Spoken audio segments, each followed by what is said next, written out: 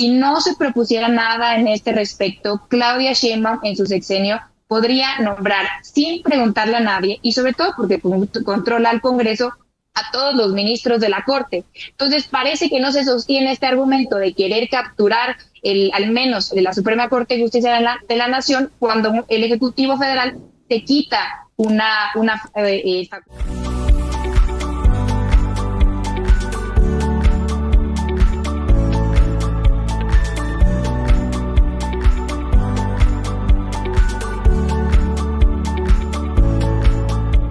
Hola a todos mexicanos, esto es México en corto, sean bienvenidos nuevamente. Antes de continuar con la información les pido su apoyo con un like al video para poder llegar a más mexicanos. En esta mesa de debate veremos cómo Vanessa Romero, abogada y analista política, lo vuelve a hacer una vez más y le da una buena lección a Denise Eugenia Dresser por el tema de la reforma judicial. Veamos lo que pasó. Mucho a la doctora Denise Dresser que esté en este estudio. Bienvenida Denise, gracias por estar acá. Buenos días, un gran placer estar aquí como siempre. Gracias. Vanessa Romero, a quien hemos invitado, pero ella está a larga distancia, está fuera de México ahora, pero está a larga distancia. Vanessa, gracias por estar aquí en este momento con estos temas de los cuales hablaremos. Bienvenida. ¿Qué tal? Muy buenos días, Carmen, Denise. Te propongo, Vanessa, arrancar la mesa y que me digas qué estás viendo cuando decimos el concepto reforma judicial en México. ¿Qué ves? Primero que nada decir que celebro que por fin en este país estemos tratando un tema que ha sido un gran ausente de la transición democrática e inclusive en este sexenio. Un sistema de justicia que sabemos que le sirve nada más a los que tienen más dinero, a los que tienen buenos abogados o buenas conexiones. Entonces, desde ahí ya creo que vamos de gana. Lamento que la discusión se ha concentrado en una sola de las propuestas que integran este cúmulo de propuestas que conforman la llamada reforma judicial, que es el voto directo a personas juzgadoras. La reforma judicial es mucho más rica que eso. Primero, existe la reforma judicial propuesta por Andrés Manuel López Obrador y una reforma judicial integral propuesta también por Claudia Sheinbaum con su equipo de diálogos por la transformación.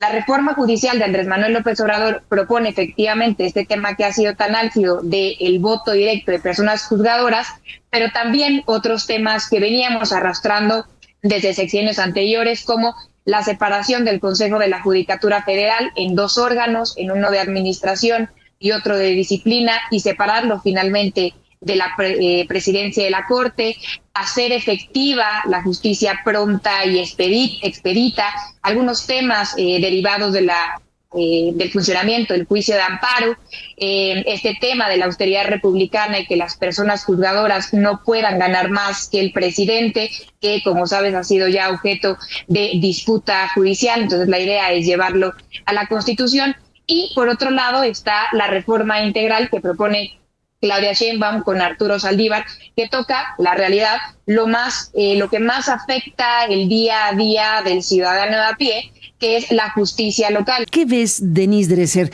en esta reforma judicial o en lo que podría venir para el tema judicial? Yo también celebro que estemos discutiendo el sistema judicial, pero lo que me preocupa es que se vuelva a repetir lo que hemos visto a lo largo del sexenio. Se hace un diagnóstico correcto de que un tema o un ámbito no funciona y luego se procede a destruir a la institucionalidad, no mejorarla, porque muchos de los problemas que ha resaltado Vanessa existen, pero no se resuelven con esta reforma, al contrario, se exacerban en términos de la elección de los jueces, el impacto que va a tener sobre los más vulnerables, el impacto que va a tener sobre los jueces que van a estar a la venta. Pero ¿por qué la reforma en este momento en estos términos? Creo que hay que situarla en el contexto de un presidente cuyo objetivo ha sido que la 4T sea irreversible. Y este sería el último candado que le pone a un gobierno que ha buscado cambiar todas las reglas del juego para que su partido, su gobierno, controle todo para siempre. ¿Quiénes van a aprovecharse de esto para comprar la justicia? La justicia va a tener dueño y los dueños van a ser la nueva casta privilegiada del partido Morena, la nueva casta privilegiada de los contratistas y los empresarios cercanos al gobierno, la nueva casta privilegiada de los empresarios dispuestos a comprar jueces para que tengan fallos favorables. Eso ya ocurre en nuestro sistema y el problema es que esta reforma no encara esos vicios fundacionales, los exacerba. Vanessa Romero, ¿qué dices frente a lo que plantea Denise Dresser? Me parece que los juicios que se suelen emitir en contra de esta administración, sus políticas, sus reformas, suelen estar cruzados siempre por un juicio de mala fe o por una interpretación tremendamente emocional de lo que está pasando en la cabeza de López Obrador. Se cree que lo único que puede buscar López Obrador es concentrar el poder, no dejarlo nunca, enquistarse en él, vengarse del Poder Judicial porque le echó para atrás algunas de sus reformas. Vaya, en este tipo de juicios no existen opciones intermedias. Les parece absolutamente impensable que la racionalidad detrás de la reforma pueda hacer mejorar la justicia o corregir un problema. Yo tengo una formación como abogada y a mí en temas estructurales me causa mucha disonancia cognitiva el procedimiento, cómo se va a ver, efectivamente el tema de las campañas, pero lo que sí creo que tenemos que estar todos abiertos es a estar equivocados, a que nos convenza uno y otro lado, porque lo cierto son dos cosas, que el sistema de justicia hoy no le sirve a los más pobres, tampoco a los inversionistas es cierto que les dé certidumbre, les da certidumbre si pagan su resolución, porque la justicia, dice Denise, que tendrá dueño, pero la justicia hoy ya tiene dueño. Hoy la justicia, la resolución favorable es para quien tiene mejores conexiones o para quien da más dinero al juzgado. Denise. Creo que estamos de acuerdo en que el sistema judicial tiene muchos problemas. No le provee una justicia pronta y expedita a los pobres. Es una justicia que se vende al mejor postor. Esos viejos problemas se vienen arrastrando desde hace años. Se trataron, por ejemplo, de componer. Es falso que no hayamos discutido el sistema judicial cuando atravesamos todo un periodo de discusión y de transición a los juicios orales. Recordemos presunto culpable, recordemos el intento de transparentar la gestión judicial precisamente a través de la oralidad, cosa que no está contemplado reforzar en esta reforma. Aquí el tema es que el presidente tiene el diagnóstico correcto, la justicia no funciona, pero las soluciones son incorrectas. Lo que está planteando es como la justicia no ha funcionado en el pasado, entonces que la justicia la opere el partido Morena, que la justicia lo opere el gobierno, que el tribunal disciplinario sancione a los jueces, pero sancione a los jueces que se opongan a la 4T, que se salgan del redil. O sea, critican la captura política del Poder Judicial por las élites del pasado y están proponiendo la captura del Poder Judicial por las élites del presente. Si al Poder Judicial le ha faltado autonomía, profesionalización e independencia en el pasado, lo que buscas es precisamente fomentar eso que te ha faltado. Vanessa subraya que ella es abogada. Yo no soy abogada, sí soy ciudadana. Yo he pasado este sexenio en 7 litigios distintos contra un gobierno por el cual voté que ha atentado contra mis derechos. En un sistema judicial de elección popular con jueces mayoritariamente afines a la 4T, al gobierno y al partido, mi posibilidad de defender mis derechos sería nula, al igual de que cualquier opositor o cualquier empresario, y por eso es que el superpeso ya se colapsó, porque los inversionistas que están viendo un poder judicial absolutamente discrecional, donde no va a haber reglas claras, donde va a prevalecer la incertidumbre y donde la justicia se pone a la venta del mejor postor, incluyendo los empresarios cercanos al régimen en el poder. Vanessa Romero, ¿qué nos dices? Yo reconozco mi posición como abogada, no solo para explicar mi posición, sino para que entendamos también cómo vamos a observar la posición de todas las personas juzgadoras involucradas en estos diálogos que se van a abrir a partir de la siguiente semana y que hoy están discutiendo esta reforma.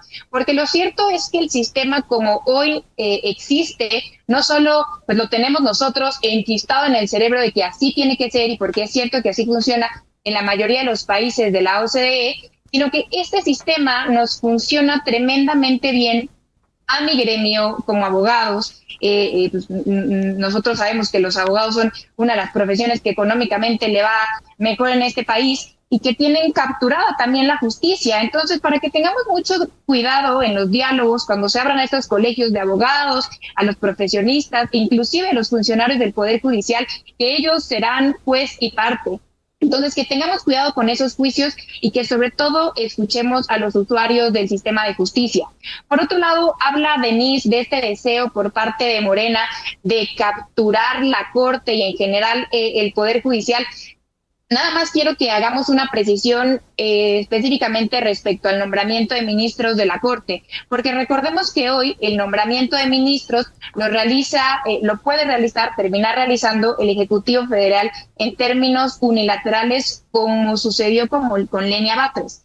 Si no se propusiera nada en este respecto, Claudia Sheinbaum en su sexenio podría nombrar sin preguntarle a nadie y sobre todo porque controla al Congreso a todos los ministros de la Corte. Entonces parece que no se sostiene este argumento de querer capturar al menos de la Suprema Corte de Justicia de la Nación cuando el Ejecutivo Federal te quita una facultad. Pues ojalá que Claudia Sheinbaum sea la persona que Vanessa Romero cree que es. Alguien que tiene un entendimiento de su papel como presidenta, que no va a compartir ese papel y que reconoce que dentro de las propuestas del presidente hay cosas rescatables y otras que se deben modificar. Qué bueno que muestre esta apertura al diálogo. El problema que yo veo es que hay voluntades aquí muy confrontadas. El presidente ha dicho claramente que la reforma va y las reformas de su sexenio han sido sin modificarles una sola coma a pesar de haber habido parlamentos abiertos. Lo que yo he enfatizado, la elección de los jueces, es que aquello que posiblemente sea positivo, cosas que menciona Vanessa y se lo concedo, quedan anuladas por lo malo de la reforma. O sea, lo malo es tan malo que implica minar la posibilidad de mejorar por otras rutas. E insisto, las implicaciones de elegir a los jueces, porque es un riesgo tan grande, incentivaría a los nuevos miembros de la Suprema Corte, a los jueces federales, a los magistrados, a emitir sentencias para ganar votos, para ganar simpatías con el presidente, para satisfacer imperativos políticos o imperativos económicos. La oligarquía va a estar de plácemes pensando a qué juez va a comprar. Díganme de qué manera eso resuelve el tema de la injusticia cotidiana para los más vulnerables de este país, que se van a quedar en una situación de peor vulnerabilidad. ¿De qué manera va a ser la justicia rápida, pronta, expedita, etcétera? Si vas a generar en cada elección una profunda inestabilidad en el sistema judicial con más de 1,600 cargos sujetos a elección popular. Vanessa Romero. Lo que creo que ha hecho Claudia Sheinbaum, porque lo cierto es que toda esta reforma judicial, tanto la Andrés Manuel como la de ella, ya tenían ya estaban con el espaldarazo del mandato popular, de la elección apabullante el 2 de junio, lo que está haciendo es un ejercicio de conciliación para uno y otro bando, porque lo que se puede entender es que esos 60 puntos fueron los que le dijeron vamos con la reforma judicial. Entonces creo que se puede entender como un ejercicio de conciliación, vengan, conozcan la reforma, que creo que ni siquiera se tuvo tiempo de que se discutiera a profundidad propiamente durante las campañas, porque la realidad es que los números ya los tenemos, y no solo a partir del voto del 2 de junio, sino también de ejercicios constantes del INEGI que nos confirman que más de la mitad de la población no le funciona el sistema de justicia y que considera que es injusto. Dicho eso, yo sí creo que existe una solución salomónica para que uno y otro, Andrés Manuel y Claudia, salgan bien parados de esta pues aparente, trifulca, no sé si es tal, pero es dejar de un lado el tema del voto directo y que vayan adelante todas las demás reformas, poniendo especial énfasis en el Tribunal de Disciplina Judicial, separado de la presidencia de la Suprema Corte, y también la elección directa por parte de ministros. Porque, dicho sea de paso, yo sí encuentro en el voto directo un beneficio que no da ningún otro sistema de designación, y es unir la honorabilidad del juzgador a sus resoluciones. Es decir, a ver quién va a salir a votar por aquel juzgador que dejó libre a Juan Collado. Y si lo dejaste libre porque era inocente juzgador, pues te tocará hacer un ejercicio de pedagogía para explicarnos por qué sucedió. Es decir, yo no creo que las cosas sean blancas o negras, creo que hay matices, y de nuevo, creo que hay una solución salomónica en donde todos salimos bien parados. Denise, ¿cómo cierras tu presencia acá? Pensemos en por qué no hay un solo país del mundo, a excepción de Bolivia, donde se elige a ministros de la Corte, a jueces federales y a magistrados, por ejemplo, en nuestro caso del Tribunal Federal Electoral, por voto popular. ¿Por qué el único ejemplo es Bolivia? Porque en el mundo hay una exigencia, e incluso sistematizada en tratados, de la independencia del Poder Judicial, la profesionalización del Poder Judicial, que los jueces sean electos en función del mérito y no del voto. El papel de las Supremas Cortes no es reflejar la voluntad popular, es hacer valer la Constitución. El hecho de que esas cosas no hayan cristalizado completamente en México y tengamos un sistema judicial disfuncional que no funciona para los pobres, partamos de eso, pero entonces instrumentemos las soluciones correctas que transitan por otro lugar, por otro tipo de reformas, no por estas que están atadas a una clara intencionalidad de control político y de eliminación de cualquier tipo de contrapeso jurídico a la voluntad de la próxima presidenta y del partido en el poder. Esto es lo que hacía el viejo PRI. De ahí nos costó trabajo salir. Ahora no disfracen lo que hacían en el pasado con una narrativa democrática. Sí, ganaron 35 millones de votos, les da una enorme legitimidad. Este es un mal uso de la legitimidad. Vanessa Romero, ¿cómo te despides de la mesa? Primero reiterando que a mí no me termina de convencer la votación directa de personas juzgadoras. Sí creo que tenemos que ser cautos, particularmente con ese aspecto de la reforma, pero sí creo que debemos también ser honestos en términos intelectuales para darle matices correctos a la discusión. Por ejemplo, se habla mucho de que la votación directa de juzgadores va a eliminar su requerida especialización. Eso es falso, porque se busca que se integre el conocimiento derivado de la carrera judicial y la experiencia derivada de la misma en la designación de los candidatos. 2, porque dentro de las personas que se propondrían para formar parte de los organismos jurisdiccionales, tendrían que cumplir con ciertos prerequisitos, que no solo es ser mayor a 35 años y tener cierto número de años de experiencia, sino que habrá una ley reglamentaria que así lo establezca. Después también se habla mucho de que perderían su independencia y que se partidizarían. Hoy ya sabemos, o al menos este sexenio nos ha quedado bastante claro, que nuestros jueces son parciales y están sumamente politizados. Ahí tenemos a la mano el caso de Norma Piña reuniéndose en secreto con Alito Cortés.